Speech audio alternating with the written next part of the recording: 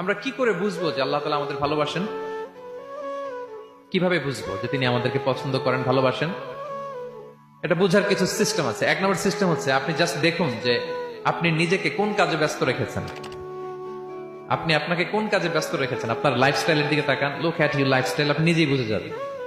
আপনি যদি দেখেন যে না, আপনার ভালো ভালো কাজে আপনার ব্যস্ততা, আপনার এঙ্গেজমেন্ট ভালো লোকদের সাথে, আপনার সার্কেলটা ভেরি গুড সার্কেল, ভালো কাজে আপনার মন টানে, আপনি ভালো কাজ করেন, যদি আপনার কার্যক্রম এরকম হয়, তাহলে বুঝে নেবেন আল্লাহ তাআলা আপনাদেরকে ভালোবাসেন। আলহামদুলিল্লাহ।